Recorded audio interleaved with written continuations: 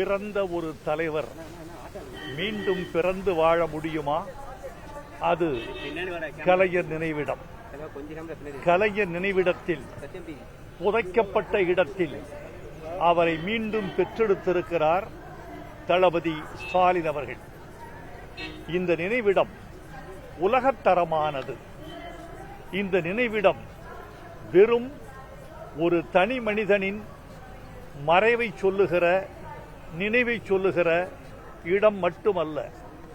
தமிழகத்தின் நீண்ட அரசியல் வரலாறு, பண்பாட்டு வரலாறு, மொழி வரலாறு இவைகளை மீண்டும் மறுபார்வை பார்க்கிற இடமாக இந்த இடம் திகழ்கிறது. இந்த நினைவிடத்தில் நான் பார்த்து வியந்தது ஒன்று உண்டு. அதை சூப்பர் ஸ்டார் ரஜினிகாந்த் அவர்களோடும் நம்முடைய முதலமைச்சர் அவர்களோடும் தலைவர் வீரமணி அவர்களோடும் ஒரு கண்காட்சியில் ஒரு நிகழ்ச்சியை பார்த்தோம். ஒரு ரயில் திருவாரூரில் புறப்படுகிறது, சென்னைக்கு வருகிறது. அது வருகிற வழியெல்லாம் கலைஞரின் வரலாற்று தடத்தில் வருகிறது.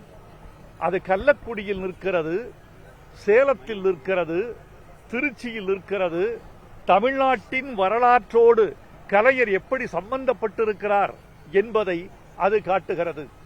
இந்த நினைவிடத்தை கட்சி வேறுபாடு இன்றி அனைவரும் காண வேண்டும். இந்த நினைவிடத்தை இளம் பிள்ளைகள் பார்க்க வேண்டும்.